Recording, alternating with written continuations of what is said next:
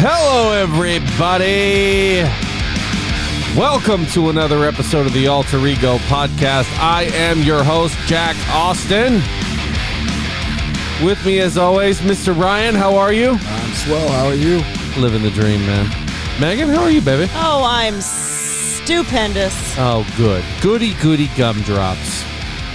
No Cyborg today. He was unavoidably detained. We love you, buddy. We'll see you as soon as you can get back. Love you very much. Oh, man. The culmination of a lot of things that Ryan has been wanting to talk about for so long. I feel like every week I bring up Suicide Squad, and every week Ryan's like, man, I just can't wait to watch this show. I can't. I've been counting the yawns of every time Suicide Squad has come on. I've gotten up to about 6. He just yawned a moment ago, Yes, and I'm assuming he was just preparing, so I'm going to count that as a 7. Wow, that's in the gross. last couple months. You're being gross. That's kind of a lot. Yeah. But here we are, finally. Oh, Finally, it's here. Suicide Squad, the Suicide Squad has finally come out. Not the David Ayer rendition, the actual James Gunn rendition of the Suicide Squad has finally been released. We will be talking about that. We got a little bit of video game, a little bit of DC Marvel, whole lot of TV and movie news. And then we're going to get into the movie with our classic 2 minutes of non-spoiler, and then we'll jump right into all the juicy details that we loved or didn't love. First and foremost, this episode is brought to you by Forge Supply Company. This episode of Alter Ego is sponsored by Forge Supply Company, makers of all natural and organic soaps for men. And women. With scents like tropical teakwood, citrus IPA, cypress pine, and so many more. Yeah, women can definitely use those. We've been using the Captain for quite some time. It's very good. Be sure to visit their website at forgesupply.com to order online and use promo code ALTEREGO to get 10% off your order. Forge soap, real soap, no bullshit. Absolutely none. This guy shaves and he sounds super dignified now. That's right. Yeah, he did shave a little off his face, and now he's Yep. put on my spectacles. And Little bit of the beard is gone, and wouldn't you know it, all that distortion you got from a thick mustache has turned my voice into liquid gold. It's just straight butter. Put that on your toast, ladies and gentlemen. That's money, dude. You know what else is money? Tony Anello's. Tony Anello's Southern Italian cuisine and grill's a hidden gem that's family owned and operated on the outskirts of St. Petersburg. At 1136 Pinellas Bay Way, South Tierra Verde, Florida, this is a must-try for a homemade Italian lunch or dinner. Just remember to bring your appetite because the portions are very generous. Call for a reservation today at 727-867-3577 and check out TonyAnellos.com. As some of you are aware, this show is released under Seven Lamb Productions. They are a fantastic group that I work very closely with. I'm a big part of, with Robert Lamb, who does a lot of writing of a lot of amazing audio dramas, such as End of All Hope, Paralyzed, Atlas Avenue Beat, Tower 4. There are so many wonderful shows that you can go and check out, and these are audio dramas. It's like listening to a TV show while you're sitting there. It is truly fantastic, and they have hit a massive milestone. Congratulations to Seven Lamb for reaching 2 million downloads. Good job, guys. Absolutely stellar. Fantastic. Really? Okay, so I'm a little disappointed you didn't mention the best one of them all. Oh, that's right. The one that we are all a part of. Cop Doctors. Cop Doctors. Jesus. Yep, that's right. The good old Cop Doctors. So you can catch me in End of All Hope. I play Ambridge in Tower 4. I play Mike Archer, who's the main character.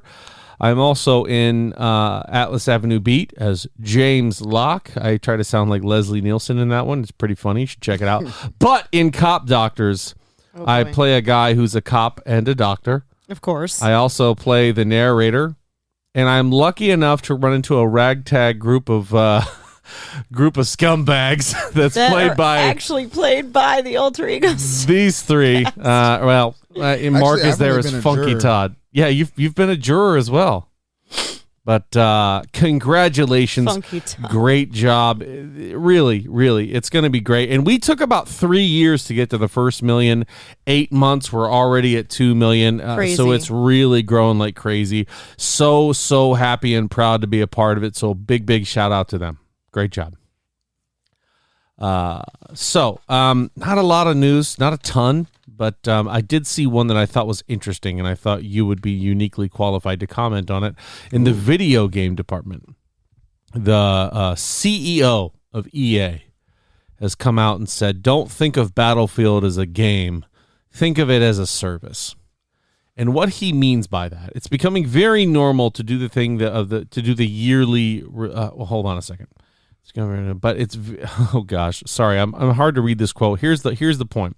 He's saying that a lot of games, a lot of franchises, a lot of people are used to this, have a yearly rendition. Battlefield comes out next year, you can expect the next Battlefield. Madden comes out the next year, you can expect the next Madden, and so on and so forth. In the video game community, that's become extraordinarily popular for that sort of thing to happen. And I think games like Overwatch have kind of changed the game there because they have constant balance updates, events, and things of that nature. And I think that's what he means when he says think of Battlefield as a service. I mean, well, Destiny and The Division, they were doing it before, but Yeah.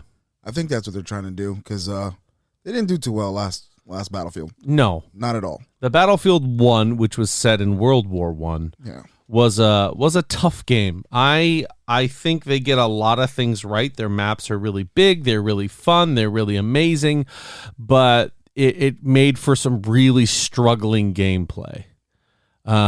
So now I think they're going to start putting out these IPs and just starting to adjust them and change them as they go. They're starting to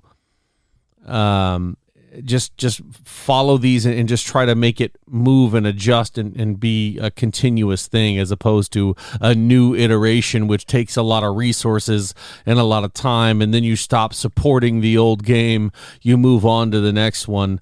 So I think that's a smart strategy. What do you think, Ryan? Games as a service, pretty much. Yeah, that's what everyone's going to. I'm waiting for him to come out and say, hey, Madden's going to do the same thing. You no longer have to spend $60 on the same game with the updated rosters. That's correct. That would be swell. I think so too. And I look at a game like Gears of War that you might not think of like that. They've started doing operations with brand new things that you can earn and, work towards every single season.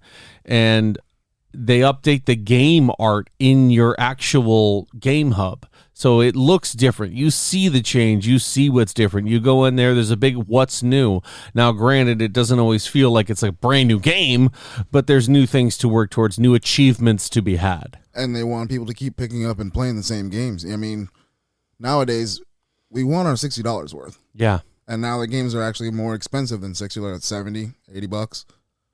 And not even just that, you got to take into account that there's a lot of like in-game purchasing that you can do or Yeah. that you want to do or that's enticing. So that game, all in all, even over a year or two of playing it, could end up being a double the cost, if not more. We're because talking- you're buying skins and shit. I don't know what game you're talking about. No, you're right. You're right. Battlefield is a first-person shooter. It's a very every aspect of war game. There are jets, there are jeeps, there are tanks, there's rocket launchers, there's every form of war you could possibly want. So if it's Nobody not wants readily available to you, you're possibly dropping $20 on a really awesome weapon or a really awesome skin or something that's a licensed material that's being released, right? Well, anymore that's kind of changed. The pay to win model has seen horrible reviews, and EA is no stranger to that. I was say going to with say, good they were reason. the last ones who did it, and I wouldn't be.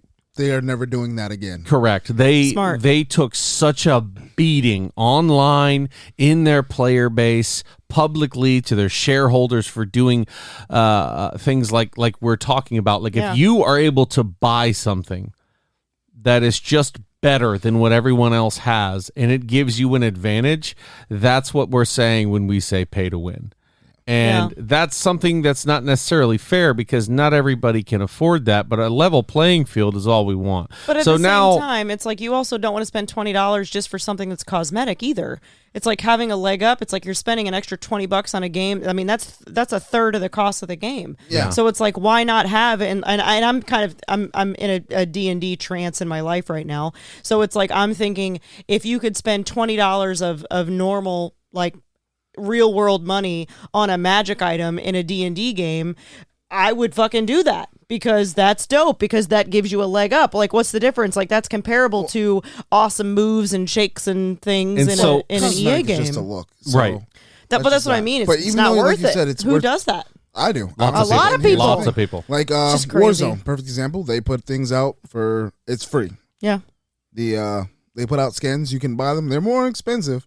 But for $20, they come with a lot of different things, like a finishing move. Yeah. They'll come with a skin for a gun, and I'll get a skin for a character. I bought a whole entire game that I'm never gonna play I just feel like that's just steep. to get a ghost skin. Yeah. But at the same time, some of these things, if you like Overwatch, Oh yeah. I'll buy skins. Many a time have we bought loot boxes I was just gonna for an say. event. And I'm guilty of this too, even though I don't play video games. Every single time like Halloween and Christmas comes around, I'm like, buy some loot boxes because I want to see what's in them. Yeah. But you also have to support the developer as well. Yeah. Because if they're not making money, this game that you love, they're not going to make it again. Right.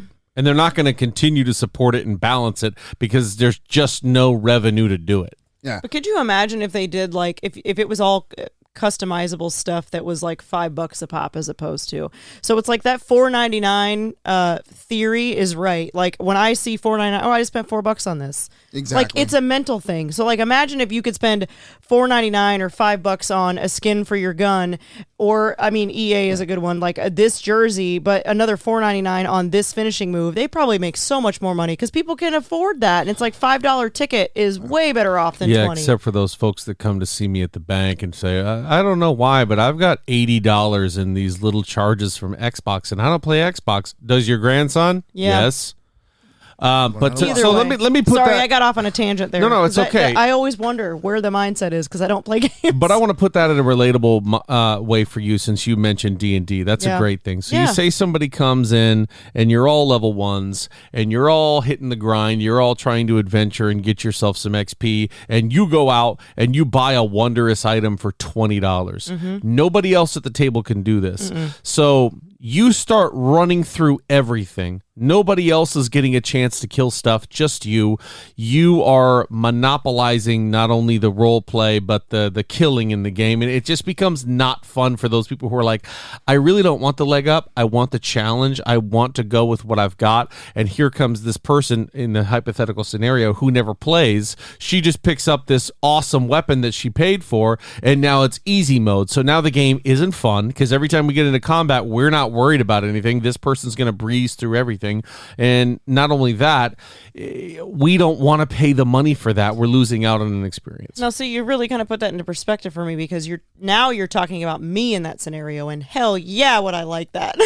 Yeah, but that's paid. I know, I'm just kidding. I was speaking don't the get me other wrong. side of the coin on that I would one. like it too. Shit, I'll pull up. And get But, Yeah. 20 but bucks. truly, Let's go. truly, it's like it really isn't fair, and it is silly, and you should be able to earn that sort of stuff, and things should be unlocked at certain levels. And it's like if they're going to do that, and I don't know how it's done, but I mean, if they're going to do that, you should have to earn certain things before you can do that because I mean, pay that to should play even- is silly. play to win shouldn't Play to even be win, in- pay to play, Hey, Hey, whatever. yeah, no, you're right though. But- Pay to win. Pay to win. Is kind of toxic in Yeah. the video game community in a scenario where it's a multiplayer game. Yeah. If it's a play to win and it's solo, do whatever you want. I don't care. Have Make your fun. money. Yeah. Do your Spend thing. your money. Who Have a great cares? time. But when it comes at the cost of other players' experience in a primarily multiplayer game, it's just not fun. No. Not at all. Yeah, so let's move on from the video games. That's all I've got. DC is here. Again. They're back. A Justice League producer says the sequel could be a number of years away. I just wanted to put this because I wanted to say, why is this news? Why is IGN, comicbook.com, why are you reporting on that? 'Cause it's a And- thing now, I guess. Here we are Hey, it could reporting be on a it. number of years away. 2, 5, They 10. don't know. It's just okay. All Yeah, right. let's move on. Let's Yeah, not great. be like those guys So, yeah. reporting on it. Michael Keaton, however, speaking of DC, says that playing Batman is like muscle memory. He actually had to put on the Batsuit for his role in The Flash and said it felt shockingly normal and brought up a lot of really interesting sense memories for him, like muscle memory. And I thought to myself, this is stupid, but I love that he's Batman and he's back. I was going to say, I'm thinking to myself, that's propaganda in a sense that it's like he's just pandering to everybody that's a Batman lover and everybody that's a Michael Keaton Batman lover. But at the same time, I love it too, because it's like a part of it is like, okay, well, you haven't played Batman in 100 years, so that's probably not true. Hasn't he? No. For all you know, he's got that bat suit. And Fair enough. He's That going to- motherfucker runs around his house in that suit, maybe. Yeah, But, Michael Keaton, I wouldn't say necessarily that he's pandering. I'm sure somebody No. asked him, but Right. he's to see him back in the role is going to be very interesting. I think it's going to be a very Thomas Wayne-esque. I wasn't trying to make it sound so. It's more like a fanfare comment. Right. It's not pandering is a little harsh, but it's a fanfare comment. It's like, oh, look at me. I'm, that's kind of what I'm thinking. But at the same time, it's like I love that too because personally, I'm a Michael Keaton Batman fan. So Yeah. I like that he feels that way. So I am I'm too. speaking to both sides of that. I'd say to me, Michael Keaton ranks right under Christian Bale. second best Batman. Yeah, and then after him, I go to Ben Affleck, and then Val Kilmer and George Clooney. Depends. I mean, it depends on what day it is and what kind of Batman I feel like watching. Wow. Who is your Batman? I don't know because I really like the George Clooney Batman, but I have to be in the mood for it. Bat nipples? She really likes George Clooney. There you go. It really is. I mean, I She don't know. wants him to save her. She No, wanted a little I think salt that and I pepper think with that beef. particular movie is OP when it comes to their casting roster. So like watching it is obviously like entertainingly pleasing. So I don't know if it's necessarily him. I like that movie if I'm in the mood for a heavy like Hollywood cast. Yeah, Batman Forever is one that looks like a comic book, and that's what Yeah. I think they were going for, and I think that's where they lost people. Yeah, probably. Is that people were like, this is really dumb. This looks exactly like a comic book, and it's not relatable to me at all. So can we That speaking literally, of I Batman, never thought of Batman Forever like that until you just said that, and now that makes that movie a little bit better for me. Actually, a lot better for me. Yeah. It's a speaking of comic book. Batman, I'm like, I see that. when is the Robert Pattinson Batman coming out The now? Pattinson? The Pattinson. We have not. 2046. Yeah, you're right. After Yeah, Blade. Yep, Did it yep, really yep. get moved again? No, it did not. It's this year. It's. I don't know if it is this year. Well, it was supposed to be October 2021. Can I pose this question? Why are you really so excited about another Batman movie? Because I'm going to say this again. I said it last week. I've said it like every other week, probably for the last 6+ months. I like seeing new and different variants of the same kinds of stories. So it's like the argument again of the Disney remakes. I kind of like that. It's like seeing something new and different, only something that's very familiar. I really enjoy that shit. A Disney remake, I understand. Yeah. Because it was made way back when, a lot of them, and now they're being remade now. Yeah. But, I mean, I don't- we just this listed is off. different. Like George Clooney, Michael Keaton. I know. I feel like Like- this movie's going to be different. This is supposed to be like truer to the comic, truer to the characters, but in a real life less and a little bit flashy. This is meant to be like the Long Halloween, I think. Yes, and I love that. That's my favorite Batman story is The Long Halloween. So like I'm really looking forward to it for both of those reasons because it's been a while since we've had a Batman. It's been a while. Sorry. Not long enough. It's been a while. But it's also going to be Long Halloween sort of feel, comic book kind of It's feel. definitely supposed to be dark and gritty. Less 80s, more dark and gritty Batman detective type shit, and that's what I'm looking forward to. It's also a young Batman, but I think here's I'm bringing it back to the Flash. I bet you in part of Flashpoint we might even see Robert Pattinson and his Batman. Maybe even in like brief passing, but maybe we see him. Yeah. Because DC right now, they have this thing where they start writing themselves into the corner And the Flash essentially is their eraser. Eraser, yep. Just And he like, comes in and time. says, "Don't worry, I'll fix it. We'll go back. I'm the Flash." And then all of a sudden they rewrite their story. And for as good as that is for someone as romanticizing and emotional as me when it comes to visual art and screenplay and that sort of thing, I don't really like that. Because when I'm emotionally distraught because something just happened I didn't want to happen and I can just erase it, it's like I don't get to feel that feeling. Does that make sense? Yeah. Because it's like I'm meant to be emotionally affected by this. And that's why it was made, and then it's just gone? Yeah, that's one of my arguments with Endgame. That's what I think about. I can understand that kind of. That's what I think about that movie that I've preached about on here before, but it's Justice League Dark Apocalypse War.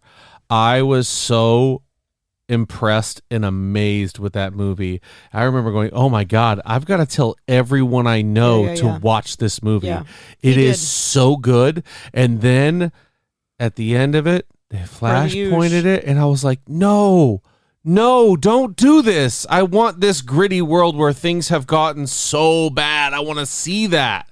And then they're like, well, we're going to have, and literally, Constantine walks up to him and says, "Hey, do you think you could," and Barry's like, "I really am done messing with time. I really want nothing to do with it." And he's like, "Well, could it get any worse?" And Flash is like, "Okay." And I'm like, and then he runs off into the sunset or some shit. Cop-out. Ugh. And it was such a great ending without that, because that's the one where they're all sitting on the cliffs. Yeah. Yeah, perfect ending. They should have just left that shit the way that it was. Right. And just let that be a movie all on its own. And then he runs off into the sunset. And him and I both were like, that movie was incredible. And then boom, we were like, motherfucker. It's still my favorite animated DC movie. It's very good. But it's also because it's expected. Yeah. It's like it didn't ruin the movie because we kind of expected it to happen. Right. Yeah, I'm waiting for Batman and Robin to be on screen again, to be quite honest. That's what I'm hoping for the most. By the way, did you hear that this version of Robin, I think it's Tim Drake, they made a point to come out and say, "Oh, he's bisexual now." Oh, thank goodness for letting us know. Who cares? Okay. Why does his sexual preference change the fact that he's a fucking superhero or a vigilante or whatever it is? Yeah, it's just one of those things that I'm tired of doing. It's like, let's add depth to this character. I like boys now. You know how you add depth to him? You let him die and you put on a red hood. That's how you add depth. Yeah. I'm sick That's all I want. I'm sick of that being the thing. Oh, well, he's actually been bi-curious this whole time. You don't need to tell me that. Just show it, I guess. I don't know what to say. I'm just, I don't mind having LBGT characters that are strong and proud and doing their thing. That's great. But then at the end of the day, you're taking these established characters and being like, well, this whole time, this has been different about them. What? Yeah. And it's one of those things that I really don't get. But who cares? That was like Overwatch. When they came out, Soldier 76 is gay. Yeah. Why? Why does it matter? I didn't know that. I mean, that's great. Tracer, I understood she was supposedly a lesbian. Yep. She's in the comics with her partner. But why does that make a difference? But I'm playing a video game and I'm shooting people in the face and wondering why I'm not getting heals. I don't care about their sexual preference. Yeah. Exactly right. And that's where that word pandering comes in again. That is exactly what that is. It doesn't seem like representation. It seems like pandering. Yes. Yeah. It's not representation. It's absolutely pandering. And it's just like, you know what? Sprinkle that one person of color in there. Right. Because it doesn't matter. Because that sort of thing doesn't matter when you're the healer or when you're X, Y. It doesn't matter. Right. Like maybe, okay, it's character depth, but nobody goes into playing Overwatch thinking to themselves, I wonder if Mercy's straight. Yeah, but nobody fucking cares. They did it perfectly with Tracer. She's just a good character. She's a good DPS. They show her in the comics. They show her embracing a female, but they're not like, oh, you'll never guess. This character is also gay. Yeah. It's like, I don't need you to come out and parade that in front of everyone and say, oh, look, everyone love this because we're woke. Look at this situation. Just show us, man. Let it be a part of the story. Let us accept it for what it is. I will say the Overwatch comic was excellent. I loved it. Very mini stories. I liked it. We bought it hard copy cover. What hard cover? They have whatever. great stories. I just hate when do. it feels like peacocking with some of this Yes, stuff. Like, that's look at the us. thing. I don't want that. I don't mind the story. I don't mind that development. Just don't shove it down my throat. Right. The I don't care. backstory- I don't care if Reinhardt is straight. I don't care about any of their sexual preferences. Yeah. Just get on the payload and let's move this bitch. Right? Quit. Yeah. All right, we've gone way too far on Sorry. that. Let's jump over to some Marvel news before we get into TV here. Okay. Venom, which we've been talking about a good amount lately, has been delayed until October 15th. You got me hyped and then you brought me down. Yeah. I was excited for it, but you know what? It's still 2021. I don't care. Man, I still want to see it. It's weird after watching all the minis from Disney. Yeah. I'm like, I don't know if I like these more. I don't know how I feel about movies anymore, especially coming out of Sony. Like that Venom movie, I was the last one. I'm like, I don't see how it's really gonna get any better. Maybe the introduction of Spider-Man, that'd be awesome. So I'm so glad you said that, because Tom Hardy, who plays Eddie Brock, has come out and said he would do literally anything for Venom to meet Tom Holland's Spider-Man. Thank you. And I think we know he means that. I don't think it's a box office thing. I think he loves Venom, and anybody who knows Venom knows he's not Venom without Spider-Man. Nope. Yeah. Even if it's an ally, it's an enemy, Venom and Spider-Man are symbiotic, no pun intended. Spider-Man kind of transcends that whole thing. He can be that by himself.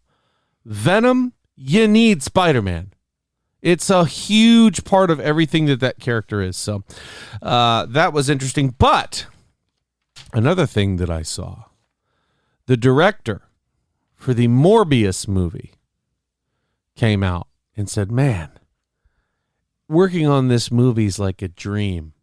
He says, one day you look on the schedule, you're working with Jared Leto. The next day you look on the schedule, you're working with Michael Keaton, because Michael Keaton was Vulture, and they've shown him in the trailer of speaking to Morbius. And then he goes, and then the next day you're sitting there and you're working with Tom Hardy. Oops. Wait, what? You're working with who? I'm sorry, what? So Morbius, I think it was leaked. I think he said that just out of passion for his project, and kind of dropped that you might see Eddie Brock in the Morbius movie. And if you see Eddie Brock in the Morbius movie, let's connect the dots here. And Morbius is in a movie with Michael Keaton's Vulture, and the Vulture is in a movie with Tom Holland's Spider-Man. Does that mean we're getting a Sinister Six movie? Oh my goodness. Yeah. That'd be cool. And then things are going to go crazy from there. That's not necessarily a news story. If you listen to this show on a weekly I don't know, basis. you just broke news for me. We've talked about that before, about how they said wait until Spider-Man No Way Home, and the path it was either Spider-Man No Way Home or Multiverse of Madness. You will see a clear path to collect the Sonyverse into the MCU. And then you get things like Venomized Hulk or something crazy. I mean, just imagine I still want to see a Venomized Spider-Man. Yeah, me too. I want to see him in the dark suit. Yeah, I want to hear the Eddie Brock voice in Spider-Man's head. So, I mean, yes. That's it. I don't have anything else. Because we all need it. Yeah. And there's nods to Spider-Man in the first couple trailers they've shown Cletus Cassidy. He's crushing a spider and mentioning spiders. I mean, that's you're not going to say, oh, hey, it's nothing really to do with Spider-Man. Come on. Yeah. It's a direct nod. And I want to see Spider-Man and Venom go against Cletus Cassidy. Who doesn't want to see that? I'm here for it. Right? I want to see Miles Morales more than anything. I want to see Miles Morales too, and I think we might get a Miles Morales out of Oh my gosh, he's our buddy. He's from Community. What's his name? Childish Gambino. What's his Donald name? Glover. Donald Glover. I'm sorry. He's who? He's Miles Morales and no. Oh yeah, I knew Spider-Man. that. I'm sorry, I knew Is that. he? I believe so. I remember him talking about his nephew or something in one of the Yeah, movies. I thought it was He's a hinted very that private he is. guy, so Well, good for him. I don't know. He's a private guy, except for being one of the best rappers alive and internationally known. Other than that, he's really private. Well, he's not out there on social media like 90% of Hollywood, so that's You know, what I'm thinking. he's on Twitter and he has like millions and millions of followers, like, and I no don't think he posts. follows anybody. Nope. Same thing with Instagram. He has millions and millions of followers. He doesn't follow a single person. He doesn't have a single post. Yeah. Well, he doesn't have a post either. I don't think so. Crazy. And he's verified, I bet. He is verified. He is blue check marked. All I want to see is those Air Jordan 1s, and then they can pan out. And On the as long as Jordans. I know they're coming. Miles is Oh, coming, I'm sorry. happy. 9 posts. Yeah. Miles has got, so he's got 3.9 million followers on Instagram. He's 9 following nobody. Posts. His most recent post was June 6th. His very first post was April 2nd. He has 3.9 million followers. Good for him. So let's move on to TV and movies, huh? Shall we? We shall. Shall we? Always. Before we jump into the Suicide Squad? Matter of fact, let's take a really quick break. Okay. And then we'll get into all that. All right. So we will be right back. Thank you so much for sticking with us. And we'll be back to talk about a little anime, little live action Avatar. Sure. All right. We'll talk soon. Okay. And we're back. Thank you so much for listening to those ads. If you had to, I certainly appreciate it. So, Yeah, we do.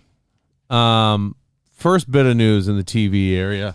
Quite a big acquisition was made in the anime world this past week. Funimation went out and spent $1.175 billion to purchase the streaming service Crunchyroll. Really? If you don't know what Crunchyroll is, Crunchyroll Inc. is an American distributor, publisher, production, and licensing company focused on streaming anime, manga, and dorama. Crunchyroll's distribution channel is a partnership program and delivers content to over 100 million registered users worldwide. And now it's owned by Funimation. So, are you a big Crunchyroll guy?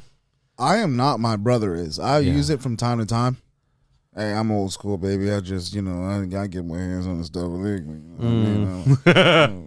I'm a streamer. Yeah. So I'm wondering how they're gonna play this out. Like, is Crunchyroll gonna stay Crunchyroll, or is Funimation Crunchyroll gonna combine? Or because I think Funimation actually has an app too that not a lot of people use. So you think they're going to? Honestly, I'd say keep the Crunchyroll name. And that's what I'm thinking, and just put all the stuff from Funimation onto Crunchyroll. And keep those subscribers happy. Yeah. So I think DBZ, all the big famous animes that I'm familiar with, Trigun, Inuyasha, though maybe I'm old school, I'm sorry. Yeah. But all those I think are all the ones that are going to be on there, if I'm not mistaken. Funimation, yeah. Yeah. So They good own a for lot them. more. That's a lot of money, but good for them. This is not anime news, but I thought it was cool. They cast Knuckles the Echidna in the Sonic 2 movie. Did you see who it was? No.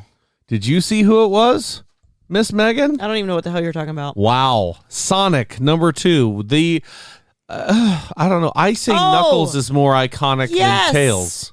Yes, I did. Wait, But I'm waiting to see if Ryan gets it. Do you remember who it was? Is he the one with the little spikes on his... Knuckles? Knuckles, to me, he is. I think he's more iconic than Tails. A lot of times people forget about Tails. Yeah. I'm going to be quite honest, I forget about Tails. Whenever you mention Sonic, I always think Knuckles. How about as the well. fact that we're at Sonic 2 and there's no mention of Tails? Yeah. Just Knuckles. Well, do you know who's playing him, or can I give it to you? Give it to me. It's Mr. Idris Elba himself. Oh, nice. I was like, that is such a perfect, tough guy casting for it to be Knuckles. I wonder if he's going to use his American accent. I remember on the old Dreamcast, I hope he doesn't. I hope he doesn't. On the old Dreamcast, that Sonic kind of open world game that they had. And you could play as Knuckles, you could play as Tails, you could play as Sonic. I only played as Knuckles. But Idris Elba being attached, and Jim Carrey's coming back. And the gentleman who I feel freaking terrible that I can't remember his name right now, Jean-Ralphio, is playing Sonic again. I want to say it's Ben Schwartz. But either way, it's Ben Schwartz from Middleditch and Schwartz. Ben Schwartz, who was fantastic in the first one, is going to be reprising his role as Sonic, if I'm not mistaken. Mm-hmm. So that's cool. I want to know more. I want to see some trailers. I want to see when this thing gets going. Okay, thank you. But here's one that I saw, and I said, ooh, Ryan's going to like this one too. Were you an Avatar fan? Yes, I was. Last Airbender Avatar? Yep. So they have announced a live action series coming to Netflix about Last Airbender. And trust me, there's no way it's not better than the M. Night Shyamalan movie. It's funny because I thought the M. Night Shyamalan movie was actually pretty all right. I did not like the performances from the actors that they had. I mean, as far as the story told, I think it was actually pretty on point. And I didn't like the Earthbenders in that movie, because when I imagine Earthbending, and I remember the series of which I watched, I felt kind of silly turning on a Nickelodeon show to watch it one day. I was like, I've heard a lot about Airbender, let me watch it. And then I'm first season done, and I'm like, this is an incredible show. I've got to watch every episode. But I'm not going to name the cast because we won't have any idea who they are. It's a bunch of unknown actors and actresses, but they look very, very close to their comic book or their anime counterparts. That's actually pretty cool. Yeah. So I'm excited. And I like that it's a series. I think a lot of these production studios are seeing the value of having series now. Yeah. So much anticipation, so many eyes on your product, so much story and character development. It's really a good thing. That can happen, yeah. If they give it time and they just don't cancel it after 2 episodes or 2 seasons. Yeah. But yeah, I've actually personally never finished watching all of the Airbender. It's really good. I haven't really watched any of it, so I remember showing her a couple episodes and she'd be like, oh, it's actually pretty cool. And then instantly her eyes glossed over and she lost interest and walked away. But then he showed me Demon Slayers. Yes, Demons. No, I didn't show her Demon Slayer. What I did was continue to watch it. And she walked in one day and goes, What is this again? What's this? What's this? And I think that would happen if you watched enough Airbender. Sure, it's a little childish at times, but after a while you're like, damn, that it's dude a little childish at times. And then there's Demon Slayer, who's heavy on the anime, Japanese cultured craziness. And that's what's funny is like my wife wasn't a big anime fan. She'd watch Naruto with me when I'm watching it every now and again or whatever I'm watching. After Demon Slayer, she's like, all right, let's go. What you got next? Like, okay, so maybe it's a Demon Slayer thing because I loved that show. I think it also is, it's short. Yeah. And when you get into it, you can understand it pretty much pretty easily. Like if you come in like where she did, where I'm like in episode 309 of you're not really understanding what's going on. But if you start them, a lot of them have a lot of good stories and a lot of good character development in them. Yeah. And it's just like watching another TV show. It's just animated. Well, and that was another thing for me because my first anime experience ever was the very, very end of Dragon Ball and the start of Dragon Ball Z. And then it became a weekly ritual to come over and find out next time what happens on Dragon Ball Z. That was 3 episodes good, actually. And I don't even know it. Will anything significant happen next week? Probably not, but tune in anyway to Dragon Ball Z. Mm-hmm, I actually started, and Dragon Ball is where I started. Yeah. Used to come on, I don't even remember what channel it was, but I used to catch it early as hell in the morning. And I'm like, what the hell is this show? And I started watching it, and that's when anime started for me. Nice. I also, my friend Chris got me into Trigun, Inuyasha. We started dipping our toes into more and more anime just because it was so stinking cool. But yeah. So I thought it was so funny the way I have this lined up because I have Avatar and then I have Avatar, which is the movie, The Blue People. and then the show. So the post that I put up on the Facebook page and on Instagram goes over every single actor that is going to be in the sequels going forward. I cherry-picked some of the good ones.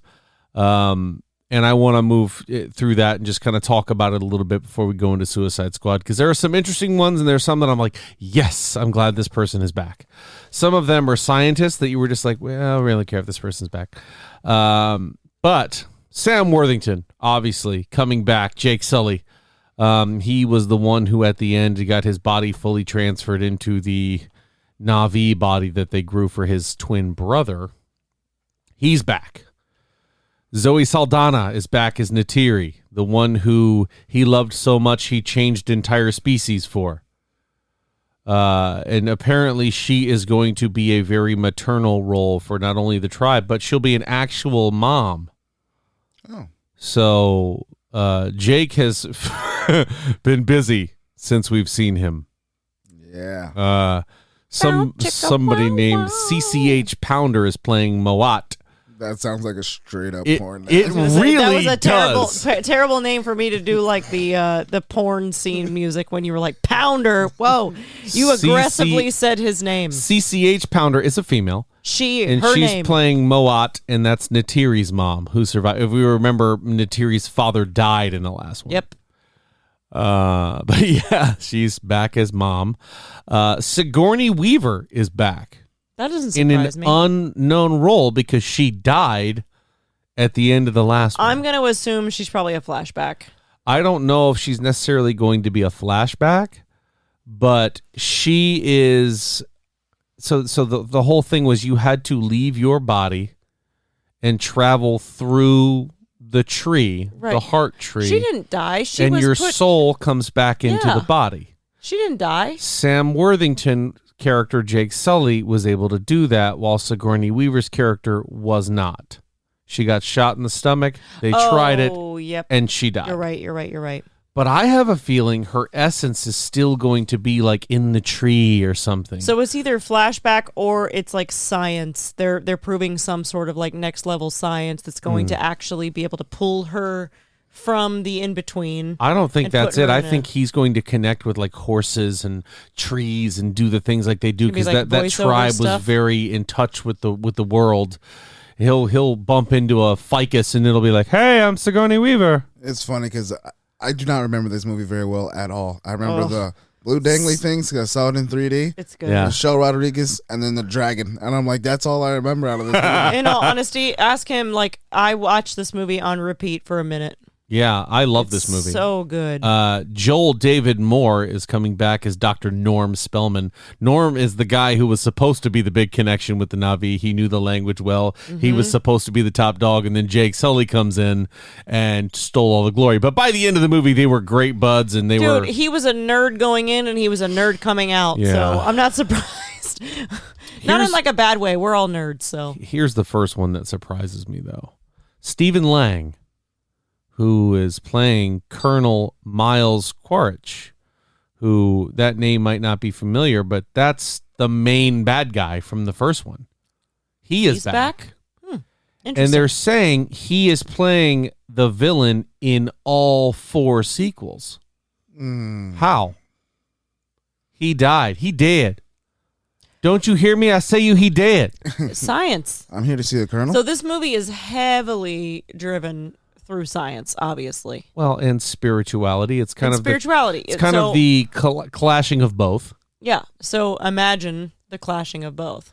So what I think is life going is to happen inevitable is that when life leaves or something dies, its energy or its life force goes into something else, because we as human beings have a lot of hubris. We feel like we're the end all be all, the most important thing. And the fact of everlasting life, you die and you come back as something else. I think that's going to be a lot more literal representation in this movie. And that's how I think, because with Stephen Lang, they say a lot of motion capture is going to be involved with his villain. So does that mean that it's going to be an Agent Smith situation?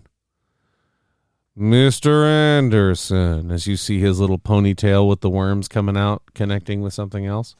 What do you think? I don't know. Honestly, you guys are talking about the this dragon, movie, and I'm like, is that what that concept? I just remember lights and the guy with no legs or broke. I don't remember the movie very well. Yeah, it's one of those you got to pay attention to. It was it was a good movie, but I honestly didn't pay attention to what was really going to happen. Huh?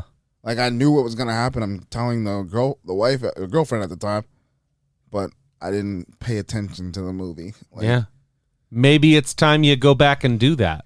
bro, I ain't got 3 hours like that. Giovanni Ribisi is reprising his role as Parker Selfridge, who was the millionaire or whoever was the project lead for the humans to get their unobtainium that grew under their special tree. Unobtainium? That was they were trying real hard right there. That's right. Real hard. See this right here? It's unobtainium, and it only lives under that little tree. So you get your little blue monkey friends to move out of there, and that way we blow it over. That's like pretty close. That's a pretty good Giovanni Ribisi too. If I do say so myself. Just stellar. Kate Winslet is in this movie. What? Yeah. For anybody who doesn't know, that is Kate Winslet, Titanic. Yeah. Kate Winslet. And she is playing Ronal, who is a tribe, a Navi from another tribe. Isn't she like 100 right now? I think she's gonna be the person. She's gonna get drawn like one of those French girls. There you go. I want you to draw me like one of your French dragons. As her nipple falls out. Metcayena tribe is what it's called. And this is like a water-based movie, or the tribe they're going to meet is water-based. I don't know. Kurt Russell in this? It's not Kurt Waterworld? Russell. It's Kevin Costner. Kevin Costner, my bad. I always get Oh, come on. We expected more. I know. I'm sorry. I was in the corner. Edie Falco, who is the what's that nurse movie? Is it Nurse Jackie? I don't know what the hell you're Oh, talking the about. TV show on HBO? Yeah. Nurse Jackie. Nurse Jackie is playing General Ardmore. And one thing that I like to see was Jermaine Clement. Do we know who Jermaine Clement is? Nope. No. Flight of the Conchords, comedian. He's the guy who runs What We Do in the Shadows. Yes. Bring the ruckus. That guy? Yep. He's in it as a scientist. Dr. Ian Garvin.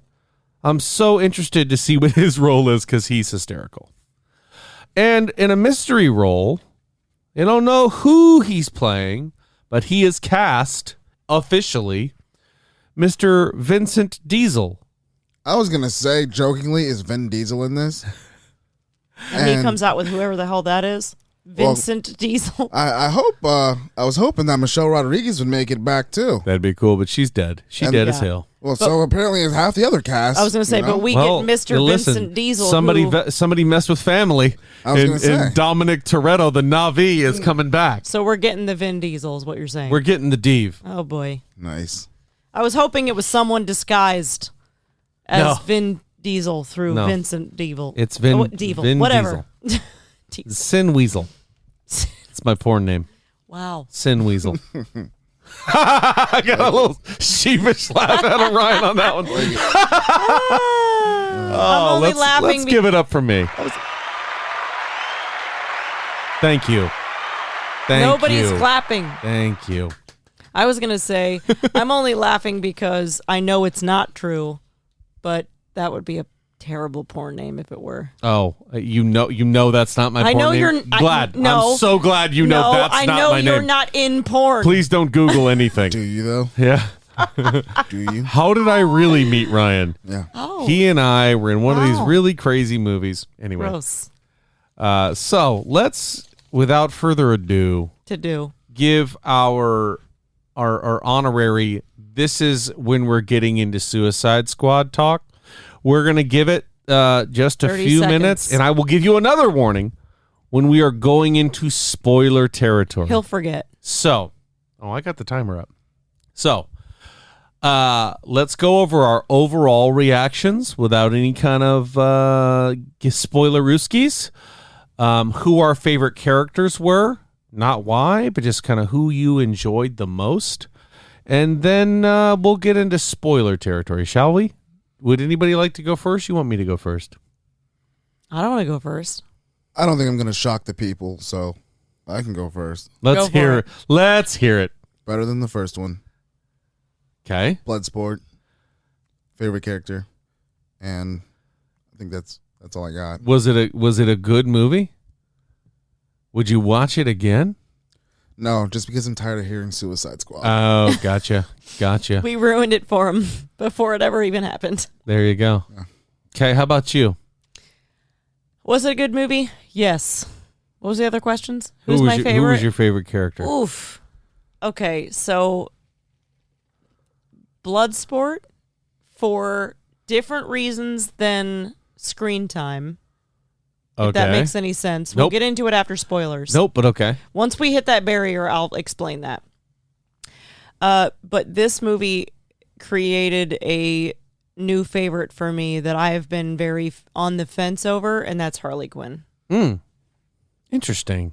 And as I said, when we get into spoilers, I'll explain more in depth. My favorite in this movie was Peacemaker. Of fucking course it was. I loved Peacemaker in such a wonderful way. John Cena, I can't see him. Officially, I cannot see you, sir. Yeah.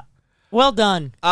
I really liked this movie. Why? And you've probably noticed a pattern with me in reviewing movies. Suicide Squad, the first one, was kind of directionless. I didn't really know. You just had big stars and had them on screen together, but the push and the main antagonist really didn't make much sense to me. I didn't really care for the situation. The whole idea of it was kind of interesting. Bad guys going in to fight bad guys because we don't care if they live or die. Cool. But in the first one, they send them with people that you should care about. You send the bad guys in with the SWAT team and the army. And wait a minute. So if we're worried about this Suicide Squad, why are we sending them in with a group of good guys? Anyway, this one, to me, was very different because it does not follow the standard tropes of a I don't want to say superhero flick. It's just a comic book movie, right?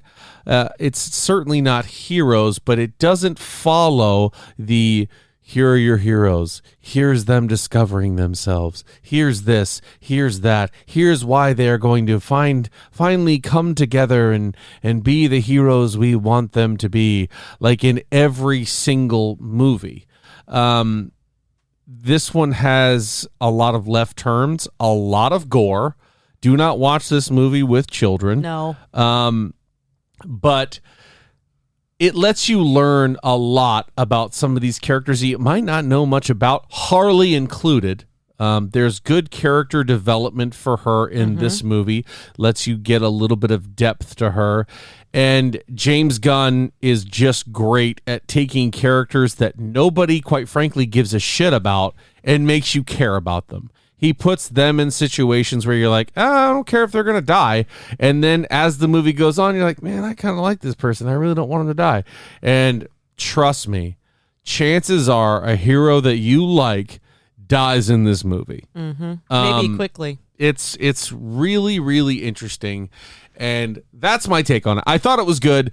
I'm going to side with Ryan. It's definitely better than the first one. Is it a movie that I'm going to be like, yo, you've got to watch this movie? Like when Endgame came out, it was on constantly. When Ant-Man and the Wasp came out, I watched it 50 times. I loved it. Guardians, oh my God, it's incredible. But is it better than you expected? Yeah, for sure. Are you looking for something different? Are you looking for something that's not like your typical Iron Man or Captain America? This might be your movie. If you like action, there's plenty of it. So, with that being said, Ryan, you look like you got something on the tip of your tongue. Is I it was gonna wait till we get spoiler-worthy? into spoilers. Okay. Well, now's the time, Yeah, folks. this is your warning.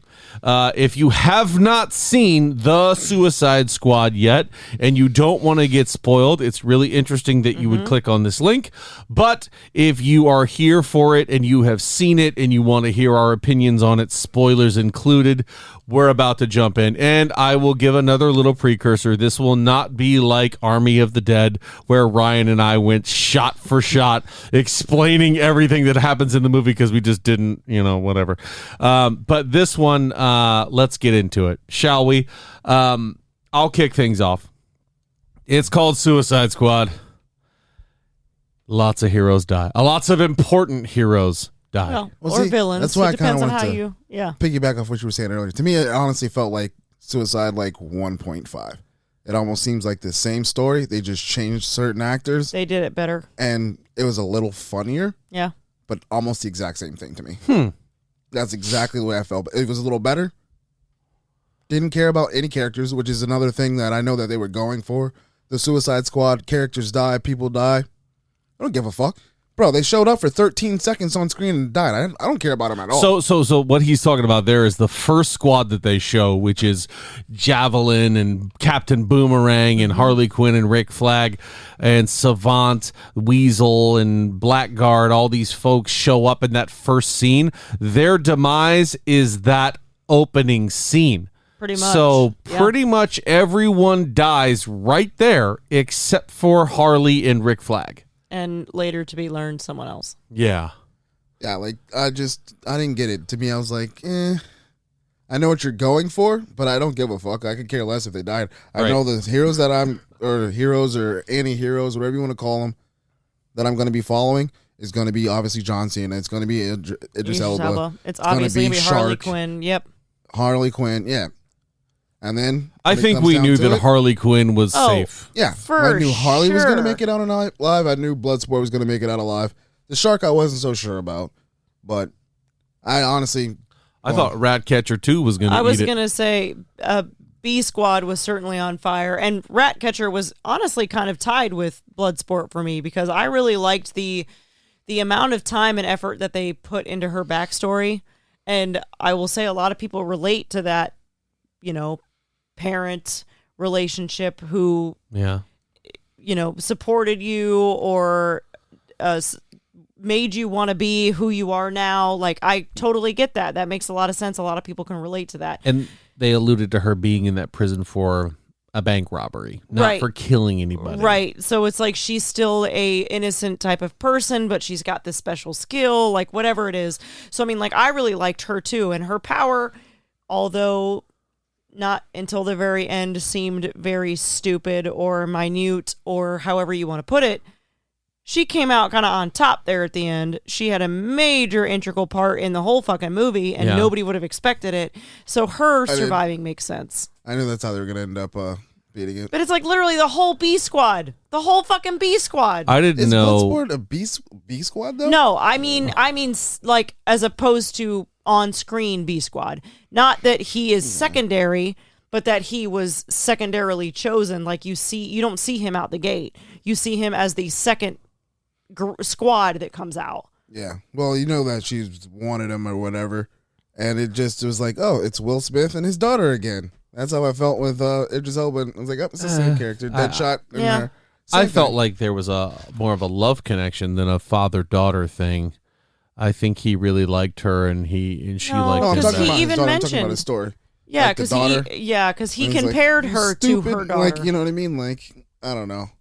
It just didn't Oh. really seem like a lot going on there. I like the fact that he was scared of rats. That was kind of funny. It Yeah, was that was interesting that hilarious. she would Just- partner him with Ratcatcher, and and he's to see terrified his of rats. weakness. Yeah, that was Another one that was really funny is, did anybody check whether or not the weasel could swim? Yeah, Yeah. that was pretty funny. as Um, he That thing was aggressively creepy flails. looking, bro. Dude, his fucking beady ass eyes. Oh my god. For me, I thought it was John Cena because it was not like anything you'd ever seen from him before. And his acting. He did it for me. He was looking really back- good. He played the character. Right. He was arrogant. He's an asshole. He didn't care about killing people. He played a good villain. And there was a lot of twists and turns with him and his character. But the one thing that I've heard from a lot of people is they don't like the villain. They're like, I could care less about it. I thought they played the villain really well. They were going after Project Starfish, and at this point, we'd seen the previews. We'd known that Starro was going to be the bad guy and Starro the Conqueror. And they mention Project Starfish. That's what they're going after. And then you show this coup where this Corte Maltese folks had been, had been going through a civil war. And then they're like, yeah, there's a beast on this island, and we don't know. We know it's there. and we need to go and take care of whatever it is. And then you see Starro taking after things, and then you see that guy, the general or whatever, who's with Harley Quinn, and he's mentioning the Beast. Everyone wants to know about the Beast, and with the Beast, we could take over the entire world. The Beast is really where it's at, and you kind of see this tortured character that's out there in space and getting captured, and then you see the power, and then you see the greed of them taking him in and them alluding to this creature, but you don't ever really see it. And I was kind of like, man, I can't wait to see Starro and what he's become, because they show him in the camera and he's so tiny, and then he takes over the astronauts. And then the next thing you know, he's been down there for 30 years, and all he does is feed off of people's mental energy. And I'm like, man, I wonder how they're going to show this character and make him intimidating. And then I thought they did a perfect job. When Rick and Ratcatcher and the Thinker walk down there, and there's all these zombies staring at them with just the one eye from the starfish, and they all start speaking to them in unison. I was like, oh shit, he's probably super powerful, looking at all these people that he's been feeding on. And then you see the Thinker walk up, and he's just kind of like he's got a rat in a cage. And then you see this massive tentacle come out, and I was like, oh my God, they've been feeding this thing people for decades. Yeah, can we talk about how kind of amazing they portrayed how it's the American government who basically had a hand in all this? Well, basically, the Americans wanted to find out about Starro, but they didn't want to be caught finding out about Starro. And that's where the Suicide Squad came in the first place, which... I mean, if you've watched a movie, any Black Ops, most of the time when they send someone in there, it's we're because the ones of the who American did it. government. We're cleaning it up, yeah. We did. So it makes you kind of wonder, does any of this have any weight? Probably not. That's why it's a gosh. DC movie. Anyway, moving on. I just liked his introduction. I thought they were showing him as something very powerful and very widespread impact that he could have had, more so than Enchantress in the first one. I mean, even though they were taking over lots of people and making them these little ashy zombies or whatever they wanted to make them, I felt like Starro had more depth to him, believe it or not, for being a walking starfish, because then he would take over people that you knew or you were aware of, or villains or something, and one of the starfish would fall on their face, and all of a sudden they would start talking through him. And you were like, oh shit, this thing is just straight up eating people's brains and leaving them dead. The whole time I was waiting for SpongeBob. Oh my God. Who lives in a pineapple under the sea? But also another guy that I didn't think I would really like much, but I ended up loving, was King Shark. King Shark being stupid, I thought was funny. But yeah, right. But it's funny because he goes to eat the girl, and they stop him, and Bloodsport is hitting him with everything he's got, and he's just sitting there getting back up and keeping going. And Peacemaker, in typical Peacemaker fashion, I loved it, was like, are we going to kill this thing or what? Yeah. And then they're like, Amanda Waller pipes in and goes, he's your strongest teammate. Don't kill him. But when them little spiral, like, piranha type things, you were like, oh, is this how he's going to go out? And I was like, I fucking hope not. Well, I mean, I loved him. I just liked how he was kind of dumb, and then he kind of got endearing. Yeah. But then, like, for a little character like that, they still showed good depth. Like, we're going to go into this club. I'm like, not with the fucking shark, they're not. Nope. And you see him just sitting in the van, just stewing. Beep, beep, like, all of his friends are somewhere else, and he's there, and he's just sitting there angry. I was like, man, this he's only got one friend. I was immediately worried when they panned to him and they showed him sitting in the in the bus or whatever, the van, and he's just sitting there hanging out. I was immediately like, oh God, shit's about to go south. Yeah, for sure. It was looking like it was about to get a little cray-cray, and it did, but not the way that I thought. And then you have the final act, which is the Suicide Squad finally getting there, fighting their way into the tower, and then making the ultimate decision to say, you know what? We're gonna go in this thing and actually say, you know what? If we die, we die. We're gonna try to help somebody, I guess. And actually, I'm getting ahead of myself. What about the Rick Flag Peacemaker business? Ugh. So first and foremost, I absolutely adore Rick Flag. Sure. I just do. He's the not like criminal, not villainous sort of like central point of the whole thing. He is in charge of going in and having some militant experience and kind of controlling the special ops from the inside from a non-criminal standpoint. He's like the squad leader of the criminal shit show. Like, I loved him. I loved him from the beginning. I love his interactions with everybody. I think he's a phenomenal character. I was very disappointed in his departure. But I did. He ends up fighting Peacemaker, and Peacemaker's dead. More depth, and Peacemaker's like, don't make me do this, man. So like I do like their back and forth, but I would have rather, and of course it's the movie that needs and deserves what's his face to stay alive, Peacemaker to stay alive, as opposed to Rick Flag. But at the same time, I'm always like, I need the good guy to win, and the Peacemaker doesn't come out as the good guy in the end from the standpoint of what everybody is seeing. So, I mean, he's kind of like on the inside of the Suicide Squad. Yeah. And I don't know. I liked how he came from, let's kill whatever it is. Let's kill these people. Yeah. And him and Bloodsport running through that camp, having the competition of who can have the best kill. I was going to say, that's some of the all best the good scenes in the guys. It was the best scene. We didn't kill anybody. And they're all like, I turned them into my mother and then killed them. yeah. They're freedom fighters. We didn't even bring up the fucking polka dot man. Yeah. And he makes it all the way to the fucking end. You know he's going to get got. I knew he was going to get got. As soon as I saw in the trailer, he goes, I'm a superhero. I was like, he's dead. And exactly. When they're just like, just imagine it's your mom, and it's just this fucking giant woman. That was good. I was like, especially wow. him dancing in the club with all of his moms. Oh, God. So wrong. That's entertaining. But it was that's it. It was an entertaining movie. But back to what I was going to say about Peacemaker is like you could tell he was a hardcore guy, didn't care. He was there for a mission, ulterior motives. But from what he was saying, like he loves liberty, he loves peace, and he knows Rick Flag is this decorated soldier who's there for peace too. And you can tell that fighting him is not something he wants to do. And when he does have that final blow and kills him, and Rick Flag says, Peacemaker, what a joke, you can see that Peacemaker's like really bothered by it. And he says, I've got all these things that I need to do, and that's why he needs to kill Ratcatcher too. And he just says, it's because I'm thorough. You could tell he doesn't want to do that either. And I think that's what we're going to see in the Peacemaker series as him struggling with, is he really a bad guy? And maybe that changing throughout the movie. I thought he was okay with it. Like when he said, I don't care how many people I have to kill to get peace. Yeah. But more interesting, I think the Rick Flag and Idris Elba relationship, that was actually pretty awesome to me. Yeah, it was great. I It was like great. The fact that you actually had a guy who was a good guy and then the guy who's now a bad guy, but they served together. Yeah. And they knew each other.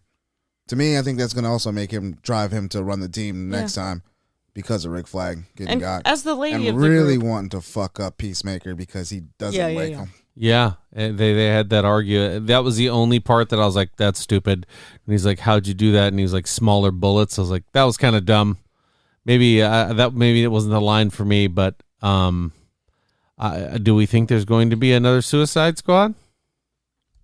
I could see it. I'd be hard pressed to see Peacemaker and Bloodsport on the same team again. I mean, I don't think it'll happen. There's going to be, because why would they show Peacemaker at the end having survived? Because he has his own HBO Max series coming. Okay, well, and you don't think that... okay. I don't know. Yeah.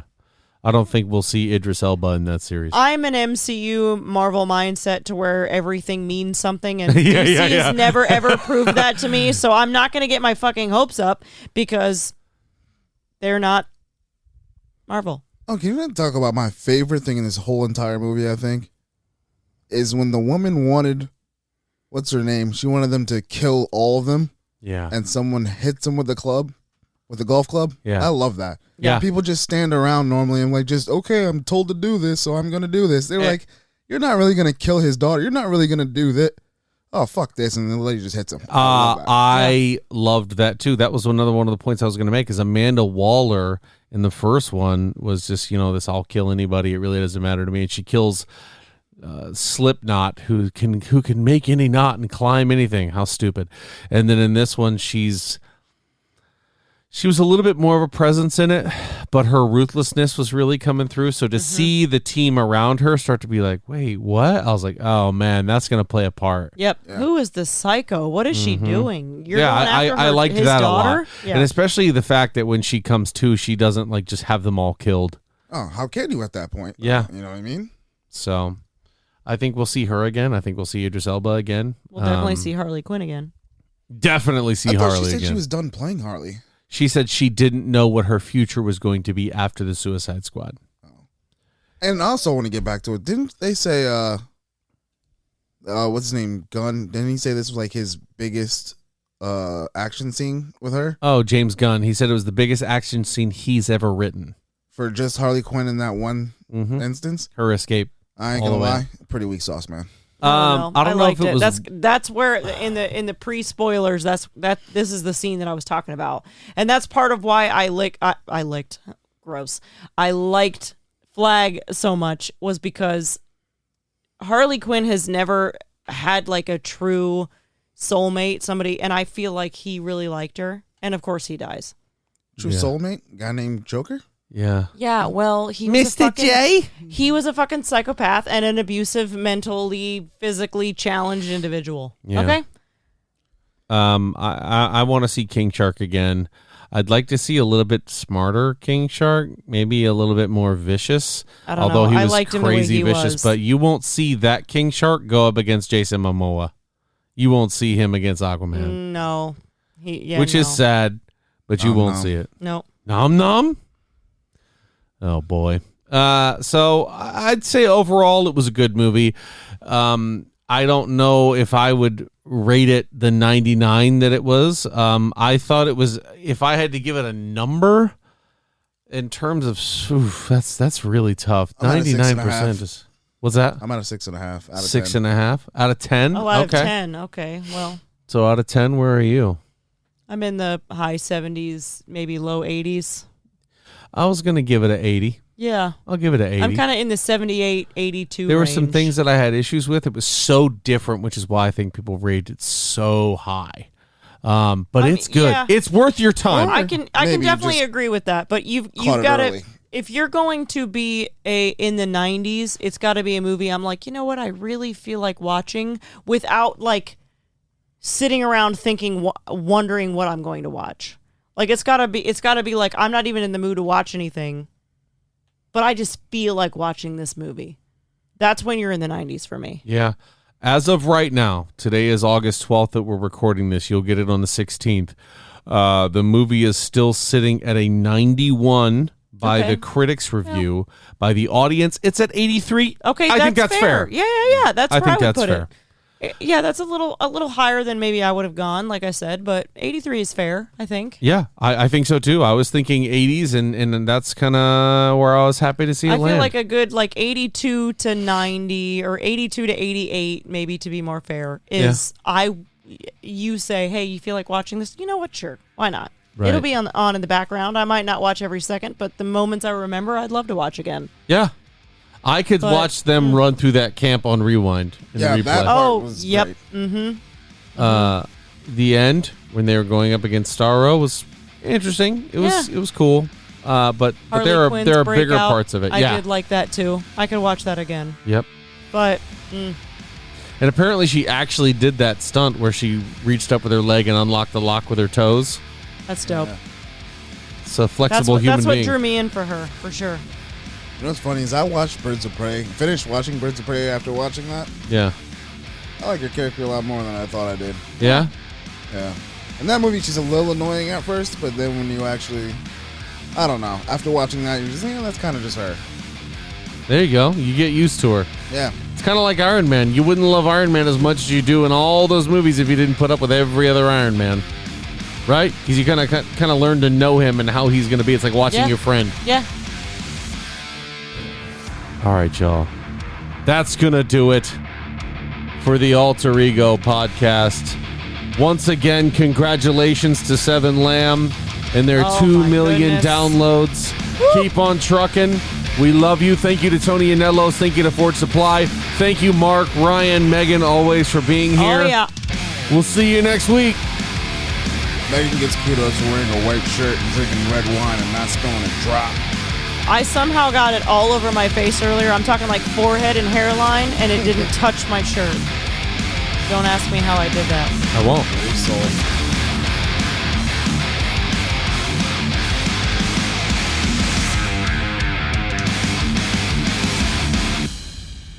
And that's the end. Dude.